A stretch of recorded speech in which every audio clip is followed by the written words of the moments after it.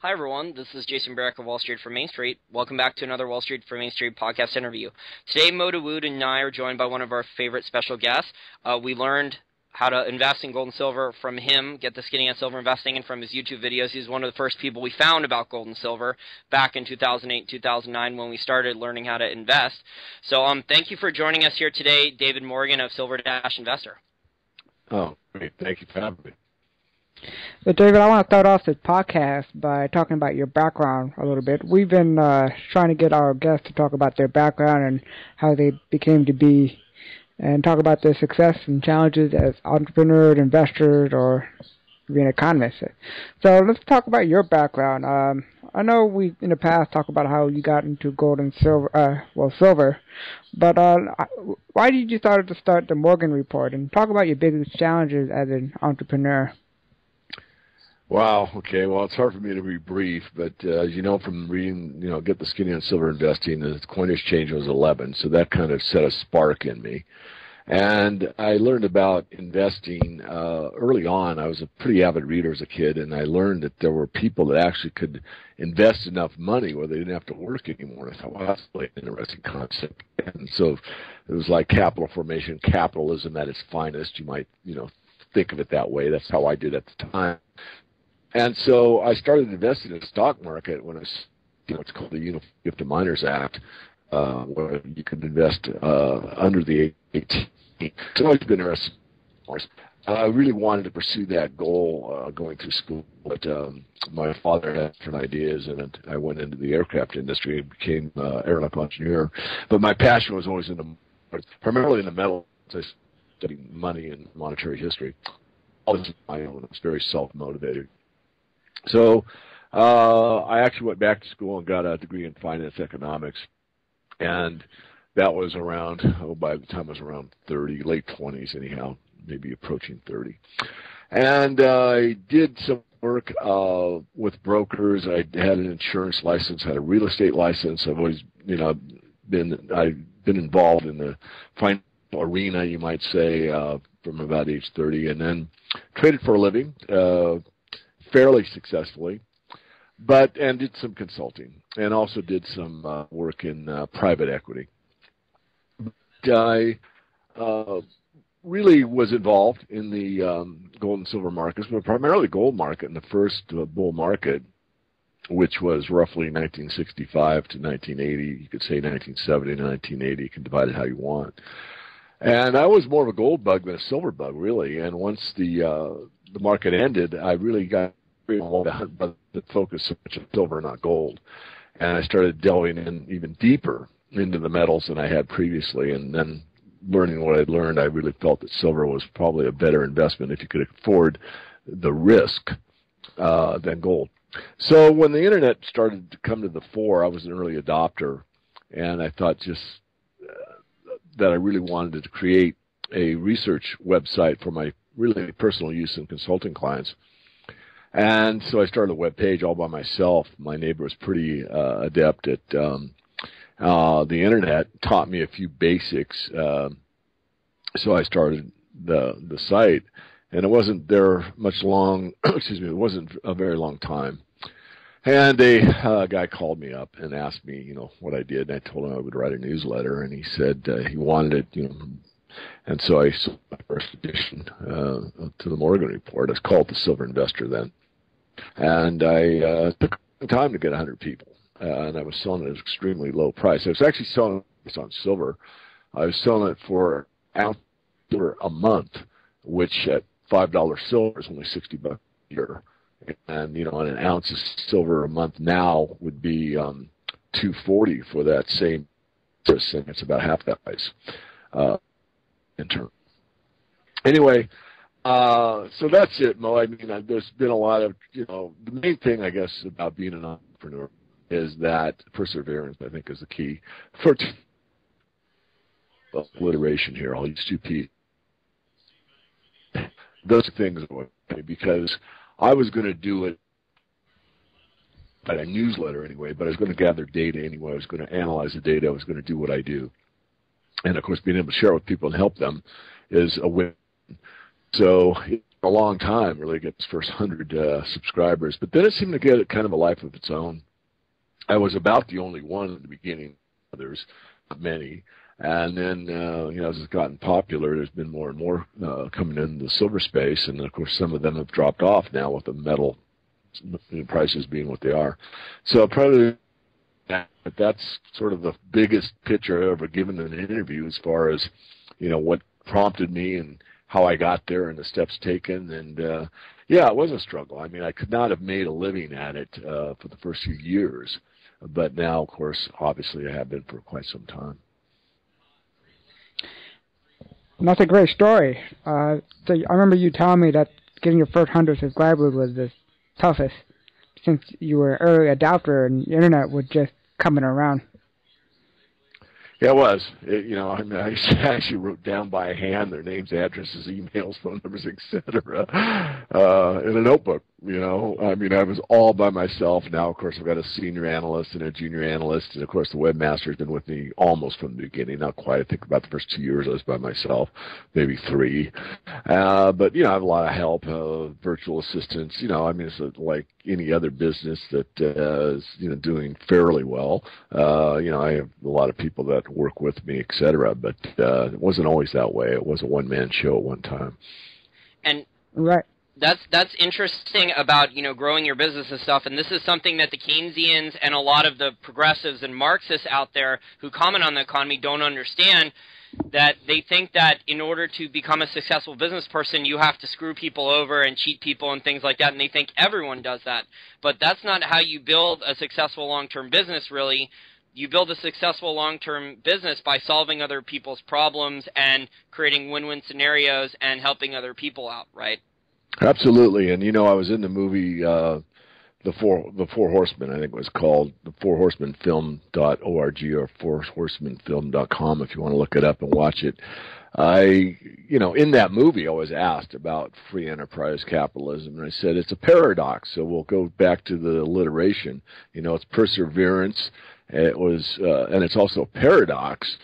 And the reason it is a paradox is because it could be self-serving and at the same the Marxist types or the progressives, whatever label you want to put on them, think that you are going to screw over somebody. And I don't get a paradox.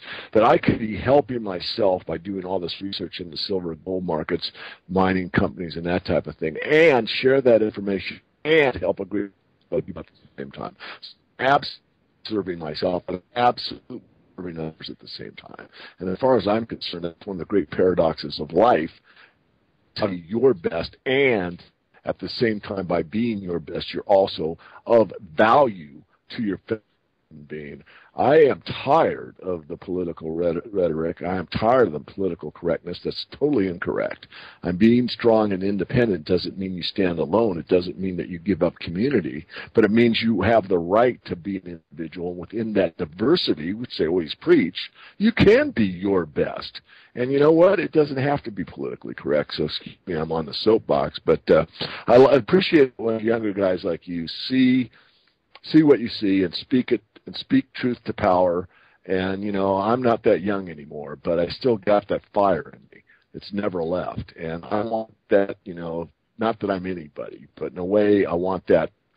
It's the idea that I want to see live, not me. It's not the human being. It's not the ego. I'm beyond that. It's the idea that I want to see continue to burn, because without it, I think what's left of this situation, this country, the principles that started it and made it so great have been diminished. I mean, the candle is almost out, but you rekindle that fire in me when I hear you speak like that, and I think that people that can be objective can find it. And even if they're not objective, if they can at least be open-minded to try it out and see. A lot of people don't even think these things through, and you don't have to. You go out and you have a great idea, or you do something that you don't even think about making a market for, but the market comes to you. And there's a story of, I think it's Holly Carburetors. I don't know the exact story, but, at the racetrack, it's like, well, your car goes faster. Yeah, and so that started a business because all the gearheads loved what this guy was doing, and he didn't think he was going to go into business. That wasn't his passion was the automobile, you know. Anyway, I'm on the soapbox. I'll get off, but thanks. There's so many examples of what you said at the racetrack and things like that. And, you know, I really feel like, unfortunately, the economy here in the U.S., except for Silicon Valley, except for the shale oil boom, where there's still some entrepreneurs in those pockets, it's just becoming like Atlas Shrugged, where people are working their asses off just to put food on the table. They don't have time to sit down. Most of the regular people, not libertarians or things like that, or people that are addicted to learning in the markets like you and me, David and Mo, they don't have time to sit down and read a full book anymore. They're too tired, they have kids, they have too many other obligations, and it's just really sad that the economy has come to that state right now. Absolutely. I mean, one of my hobbies, and you know, I have a fair amount of free time, and I put in a fair amount of hours as well, but is, you know, documentaries, and I just finished watching another one, and it was about the number one problem in the United States. It was by an admiral. I forget his name. I should have remembered it. I just watched it, and it was the ex-Surgeon General of the United States, and they asked what, you know, a reporter asked him about the greatest problem this country faces, and he said in the past he'd always directed the questions toward terrorism and bombing and chemical weaponry and all this stuff, but they asked a point, you know, an open question: what is the greatest problem this nation faces? And he used one word: obesity. And it's a big problem. I don't know if it's the biggest. In his view, it is. But, you know, there's a lot of problems in this country, and a lot of it deals with education. If people are really educated correctly, or let's say objectively, where it's not politically slanted, and the real truthful data is presented to them, I think that we'd all be better off. I mean, a highly educated populace is one that's very difficult to control, because you have a lot more entrepreneurs, you have a lot more free thinkers, you have a lot of critical thinking, you have a lot of questioning, you probably have a lot more of a free press than we have now with this corporate press, and on it goes. But, you know, if you can control the educational environment and just give the populace what you want them to know and slant it in the direction you want it to go, then you have a very, very big control mechanism. And to break free of that is not that easy, because people don't even know. I mean, they're conditioned. The mind can be conditioned just like the body can be conditioned. And really, it's sad, because I'm old enough to have seen how good it was, you know, good from the aspect of a lot of ways. It was a little harder maybe, you know. There wasn't so much fast food. I mean, McDonald's was really just getting going when I was a kid. You know, if you saw the Golden Arches or a new one, it's like, oh wow, it's a big deal, you know. And not that I didn't think it was a good thing at the time, being a kid, and you know, but the point is that it wasn't as about nutrition, right, or high fructose corn syrup or any of these things, right? Yeah. No, I didn't know any of that stuff. But you go back to those days. I mean, they didn't have supersized the drink. If you look at what a large drink looked like when I was a kid at McDonald's, it surprised you how small it was. That they just keep getting bigger and bigger. Anyway, go ahead. Sorry, I'm on a tangent, but. No, it's okay. It's okay. So we want to shift gears here and talk about the economy. Now, there's a lot of potential threats out there that could crash the economy, one being the debt bubble, also the growing derivative market at $700 trillion reportedly. We also have the housing market that's slowing down. GDP is contracting. The retail is not doing very well. And then also there's a threat of inflation throughout the global economy thanks to currency war. So I just want to ask you, what do you think is the biggest threat to the world economy? Do you think it's the debt bubble or the derivative market? I think it goes hand in hand with the debt market / derivatives, because the whole thing is based on the bond market, if you will. The debt market is probably the more accurate way to state it. And there's more derivatives surrounding interest rates, or basically the debt market, than anything else by far. So everything is based upon this Goldilocks idea that, you know, we can have these very low interest rates and everything's going to be fine forever. And that's just absolutely not true. And there's bet after bet after bet of that being true, but it's false. And so it could be it'll be a problem in the debt markets, whether it's triggered by a derivative problem or directly by a bond market sell-off or something similar. or non-payment or reneging on a debt or something, I think they kind of go hand in hand. So it's either the tail wagging the dog or the dog wagging itself. Either way, it's either the debt market itself or a derivative of the debt market. But I'm convinced that's where the problem is. Now, that spills over in the currency, so someone could argue, well, if it wasn't for Spain defaulting on this debt, it never would have happened, or, whatever. It doesn't matter. It's all about debt, and it derives from there, but there's so much out there. It's very, very scary once you understand it. I mean, in a way, how do I state this accurately? In a way, some people are probably blessed by ignorance from the aspect that they don't understand what's going on. But when you understand it, it's kind of hard to sleep at night sometimes. Yeah, David, these markets just continue to make less and less sense to me. You have bond yields in Europe that are lower now than the U.S., and Europe is a disaster, and the ECB basically is taking backdoor bailout money from the Fed, and the bond yields are historically low. The Keynesians have one explanation for it. The politicians have another. It just seems to me that basically almost every single market is manipulated. I mean, obviously we think, and we've had you on before to talk about this, the gold and silver market is definitely manipulated. I've interviewed Jim Rickards. I've interviewed Nomi Prinz recently about her new book, All the President's Bankers. She went back through a whole bunch of declassified government documents from presidential libraries, and there was a humongous amount of correspondence prior to the 1970s. At least those were the documents she was able to get her hands on with, presidents back and forth to foreign leaders and central bankers talking about manipulating the gold price. Yeah, I mean, William Simon, if you go back to Secretary of Treasury William Simon, when you look at the gold sell-off in the last bull market that took a few years, part of that was attributed to William Simon's policies. Look, gold has been manipulated probably as much or more than almost any other asset class. But, to sound absolutely ridiculous and put my tinfoil hat on, all markets are manipulated sounds very conspiratorial, but it's very true.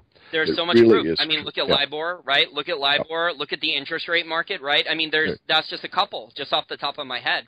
Yeah, if you use pure logic and you look at, going back to the debt market, and if you do manipulate the interest rate, you're manipulating money, and from that premise, everything else is derived because all their commodities are based on money. So if you've manipulated the starting point, the money itself, then by definition, everything else has to be manipulated. Because if you didn't manipulate the price of money, then everything else would have a different level. So, if you use any logic, you're going to figure that out. I made that speech up in Vancouver, I think, in January, and a few people picked up on it. In fact, one's rather notable, and he's been using it ever since, and it's not an original idea. It's just I had never voiced it in public before. But, yes, all markets are manipulated.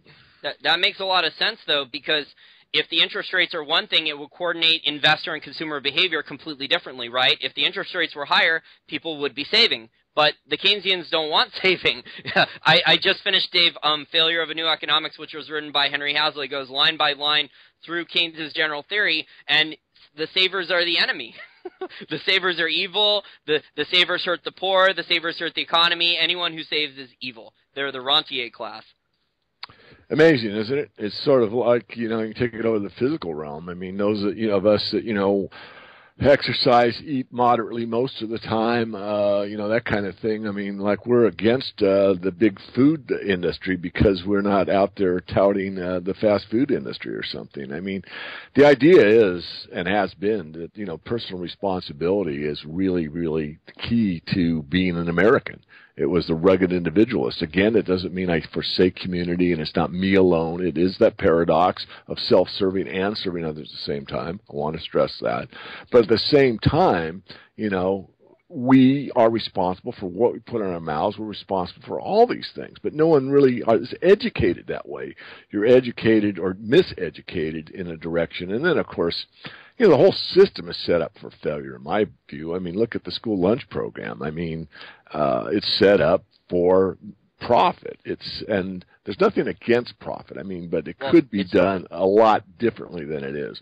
Even if it was set up for profit, sorry to interrupt you, but even if it was set up for profit, I'm sure an entrepreneur could do a better job if they had competition, but it's probably an unbidded contract with a big crony capitalist company, right? On an unbidded contract offering the cheapest, most unhealthy foods. Right. Exactly. No, you could have an entrepreneur come in there, or have some competition. we're going to take Group A, and you keep Group B. You keep them on your program, we'll put them on our program, and even though it doesn't meet your requirement of how many calories that they're getting, which is, it's just insane. It's after watching this documentary, I'm still steaming. But anyway, let's move on. I'm sure you got some more economic questions. I do. I have one more, then we'll move over to gold and silver.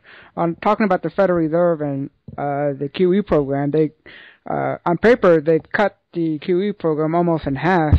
Even though there's a lot of reports out there that they're printing more money than what's been reported.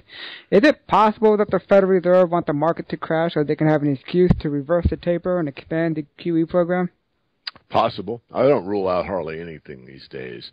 And when you think about it, who's got the most vested interest in the paper paradigm? And it's the banking system.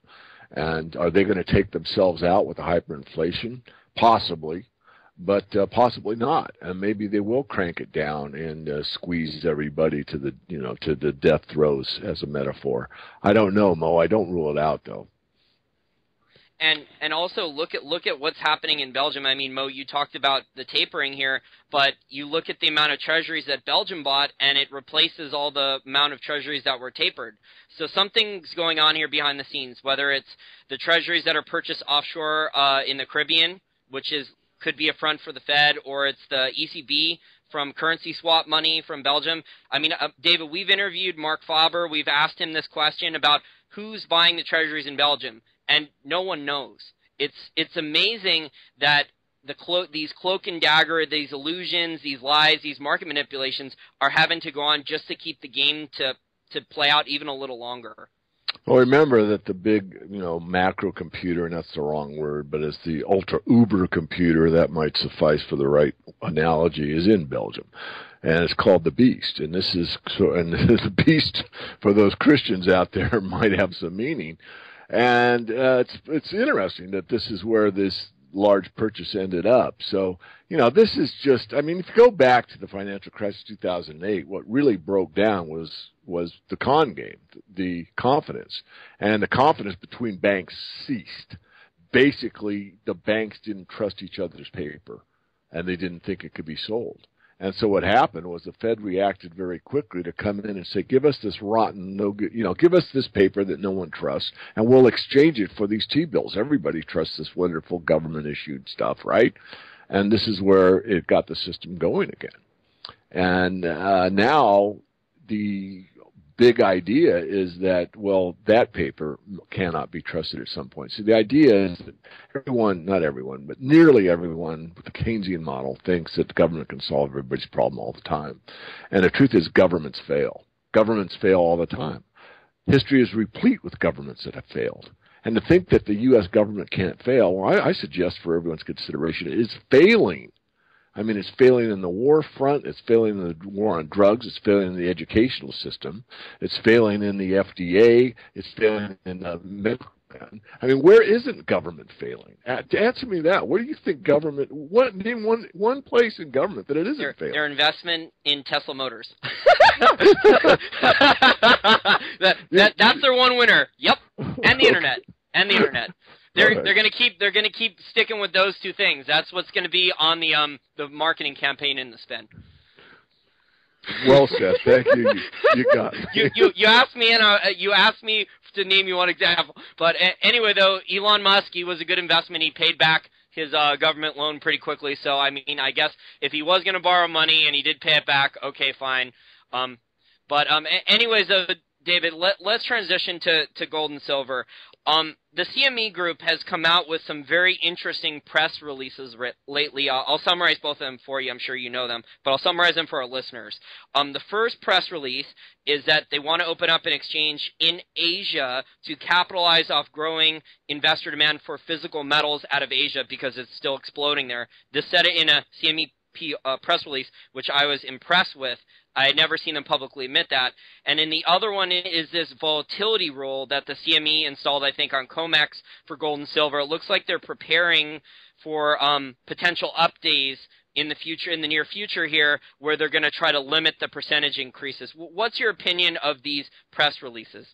Well, let's address the second one first. It's one that, I'm pretty familiar with. I mean, basically the way it was set up in the beginning was there were limits on the metals in every month except the spot month. And the spot month was free of any restrictions because the idea was that if someone really needed a commodity, say silver as an example, your Apple computer, and you're running low on silver and you have to shut down your production line, if you don't have it and you're willing to pay above the next month out, and that's called backwardation, so you need silver in June, and it's $2 over the next month, you'll pay it, and you get it. You get the physical at a higher price because it's a high demand.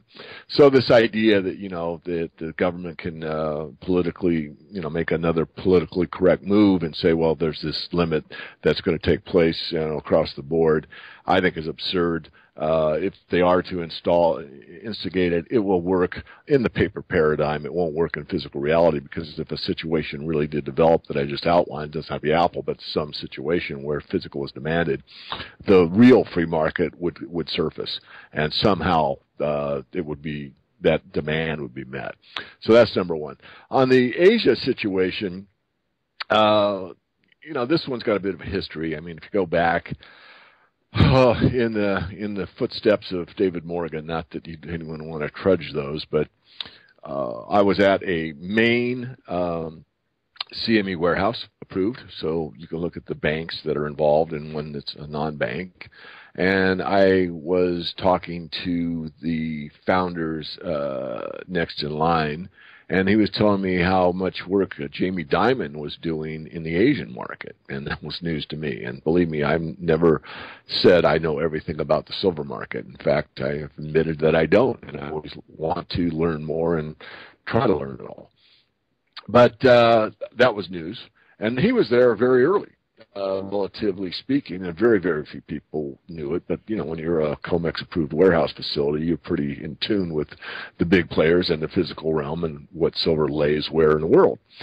Coming back to your point, I think it's maybe a little bit late for them, but it's a way for them to continue the paper paradigm where it's going to be, I would say, equally or more important, I'd say more important going forward, and probably at this point in time equally important to what it is in North America. I mean, the North American market actually is fairly strong for the amount of silver purchased on a small scale, meaning your basic silver stacker. But, of course, the industry plays into this as well, and of course most of those are your higher tech industry, which initially were American created, but facilitated overseas. So I don't want to make this complicated. I want to make it simple. They're trying. I think they're behind the curve, but they're trying to keep a handle on it. Maybe the cow is out of the barn. That's to be determined, and they're trying to get it back in the barn. So they're going to try to implement this. That may be the case. It may not be the case. It could be that they're staying ahead of the curve, and they're going to have their tentacles into that aspect of the market, which is a very important part.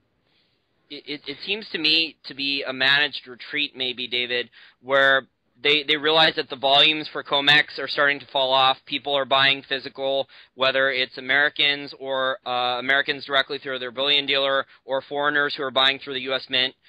And what's happening then is that they realize that the physical market is starting to overwhelm the paper market, and they're starting to move their transaction volume, I guess, to Asia because to try to cut it off or whatever. Or maybe even they just realize that they can't do the manipulation game the same way and at the same amount because they've made so many profits on it for so many decades that they have to move it to Asia, and that's a trend. They're not going to be able to play as many paper games, and they may as well make a commission selling people metal then in Asia. Well, agreed. I think that's well thought out. But I want to go on record as saying something here I think it's very important for everyone to listen to. And that is China and silver. I have Chinese friends that, in fact, the Morgan Report is written in Chinese, just for the record. Most people don't even know that. The idea is that most Chinese that are willing to buy silver go to their bank and they put their yuan or renminbi on the counter and they buy silver, and they very few cases get silver over the counter. What they get is a certificate for silver. So I want to make that point very clear. There's been a video out for a long time that people misconstrue as being a government-sponsored advertorial urging Chinese citizenry to buy silver. It's not true. That's a private enterprise that was encouraging Chinese to buy silver. And some of the Chinese that buy silver do not buy it in physical form. In fact, from my sources, which are pretty deep, a lot of the investment silver that's purchased, I'm talking about industrial silver, I'm talking about the investment side, is paper silver. That's an interesting point. Now, before we let you go, we want to talk about a little bit about the gold and silver stock, the equity market. Now, the junior miners have, for the most part, hasn't performed well in 2014, except a few companies out there we won't mention. Now, in your opinion, has the capital market for these junior miners improved in 2014, or has it been the same compared to 2013, with the low price in gold and silver? Well, that's a tough one. I'd say it's probably about the same. Maybe it's improved slightly. There is capital out there, but it's hard to access, and the deals are not advantageous to the people without the capital that need it, obviously, but more so than it's been, in the better years. There are most of these companies that are just hanging on. I think almost a lot of them. I think most of them that are going to go away have gone away. I think that there will be some that will not make it, but I think the vast majority of them that won't make it are gone. That maybe sound contradictory, but I really think that's true. I also think that the end of this bear cycle within an ongoing bull market is just about ending as well. So those that are hanging on by their fingernails, that 3 different small mining companies moved into the same office to save overhead and use 1 secretary instead of having 3. I mean, they've already made those moves, and they are able to just keep breathing and keep going. So, but I don't spend a lot of time in the small junior space, as you know. I spend a lot more in the top tier and mid tier situations. Not that we don't have some speculations, we do.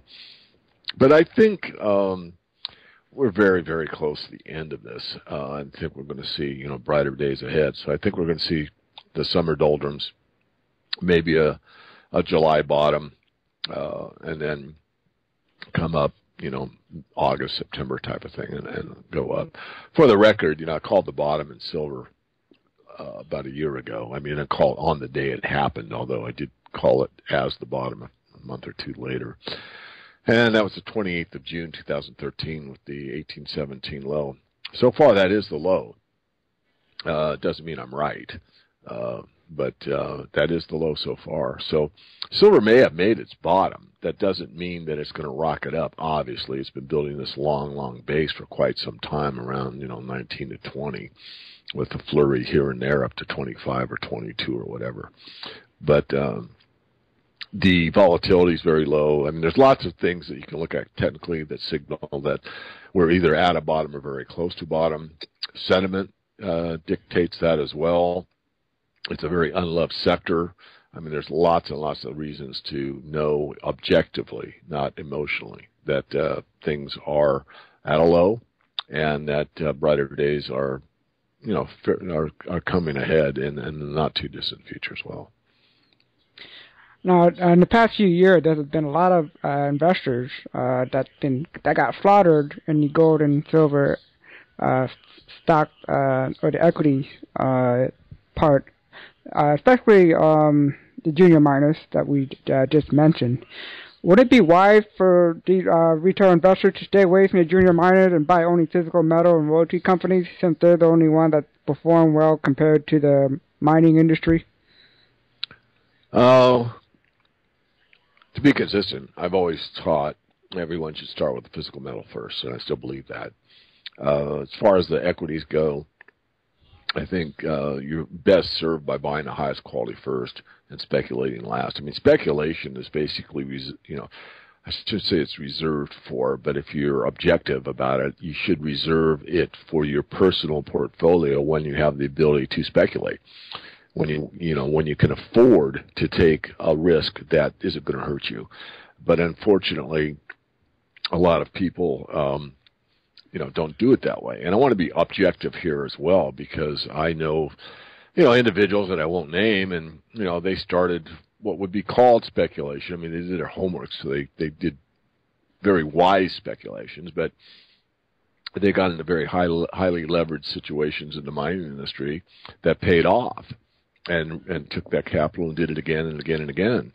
And you don't have to be successful that many times in a row to really go from very little to very lot, really. But it's something that the average person can't do because they will not be disciplined enough. They can't sell at a loss, or they'll believe the story forever, even though it's not a true story, or on and on. I don't want to get too involved with what I'm saying here, but the real way to do it, and me being conservative and older than I was when I started in this industry, it's really to harbor your capital, let it build slowly or whatever. And certainly, if you can afford to take a speculation, do it. But most people don't understand the art of speculation, and that's really what I try to teach in the Morgan Report when we speculate. I go through an outline in how to use the Morgan Report of a hypothetical amount and how you would divide it up through the portfolio. And so you could have 10 times that amount of money, so you put 10 times more in each in the outline, or if you have 1/10, you put 1/10 as much. It's not the number that's important; it's the idea that's important, and proportionality that's important. You don't want to, bet the farm on a small speculation. You just don't want to do that. Exactly, and especially in mining, David, because so many things can go wrong. A company could say they're going into production next year, right? But then you have, if it's in another government, the permits could be taken away. There could be extra taxes. There could be a flood of the mine, like with Colossus. There could be all these things that, you didn't expect to happen, and then you're left holding the bag. That once you've been investing in the resource sector or speculating in the resource sector for a number of years, you become more experienced learning about these things. But the valuations we have in the gold and silver sector, right, we're back close to 2001 levels in terms of what Goldcorp and some of these other producers were at, right, early in the early 2000s. And a lot of the Wall Street types I talk to are expecting lower gold prices. They're Keynesians. They see lower. They see deflation as the main enemy. Well, Keynesians will almost always see deflation as the enemy, right? But my question to you, David, is about the mining sector. We've seen over the last 18 months or so, a lot of some of the producers cut their expenses, their selling general and mixed area of expenses, so like the secretary expense and other stuff. They fired off executives that they've had to fire off. Their cost of capital is going through the roof. They've high-graded deposits. It seems to me that like all the fat that can be trimmed over the last that can possibly be trimmed without shutting the mine down and putting it on care and maintenance has been trimmed, or is there other fat that you think can be trimmed in the mining sector still without actually shutting down a lot of these mines? No, great outline, Jason. I agree with you. I don't think any more can be done, although there is a speculation that may be put in the Morgan Report in the next few months that could solve the problem in an extremely small way. It'd be for a very small mining concern. There's several out there. It certainly wouldn't have a big impact on the industry per se. But no, you're correct. And I want to say one other statement, and this is from the Northwest Mine Association, but as corny as it is, it's really, really a deep truth, and that is if it can't be grown, it has to be mined.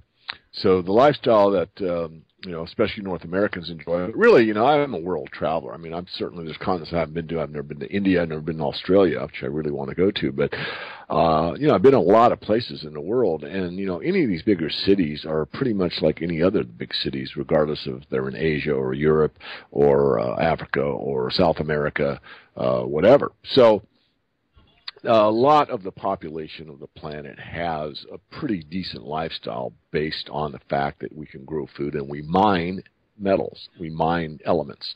And without it, you're not going to have it. And as you said, as things become more and more difficult to generate out of the Earth's surface, the price is obviously going to go up. Yeah, I've been thinking it over, studying mining companies, looking at ways.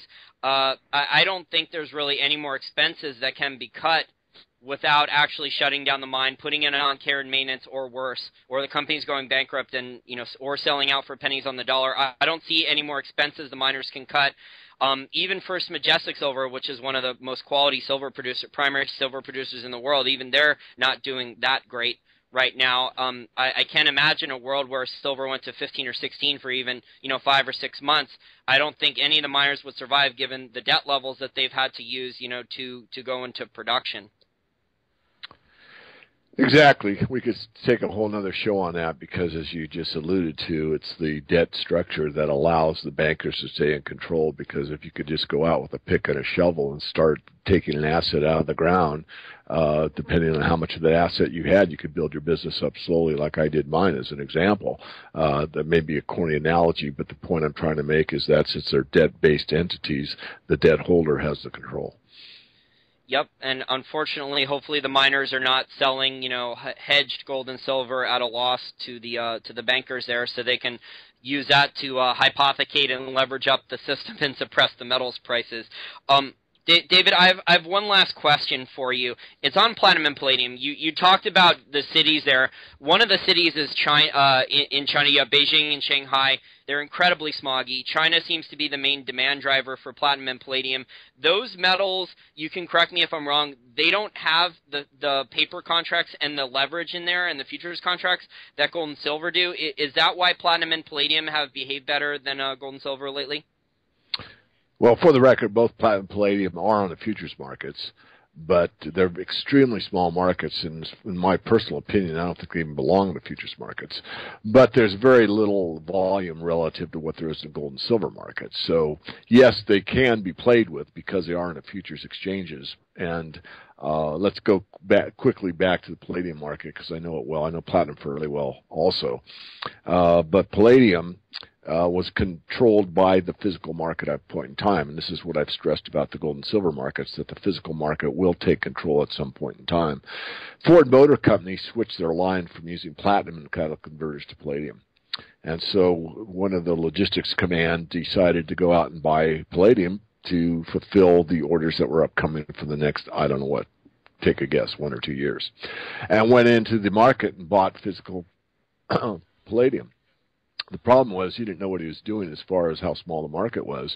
And the market for palladium went from roughly, and you have to look at a chart, and one's not in front of me, but I think it was $300 an ounce up to $1,100 an ounce. Now, since it was on a futures exchange, I had 4 contracts on at the time, Jason. And I was given a margin call of $10,000 per contract to keep my position. And I told my broker, what are you calling me for? I'm long. I've got more equity in my account. He goes, no, it's across the board. If you're long or short, it doesn't matter. You've got to ante up another $10,000 per contract. So I got I got sold out of my position. That doesn't make any sense, David, right? That's not how the futures markets are supposed to operate, right? That's not how they're supposed to, but that's a real-life example of my own personal account. So at the top of the market, when palladium was at about $1,100 an ounce, to keep in your paper paradigm futures position, you had to pony up twice the amount of cash as the physical market.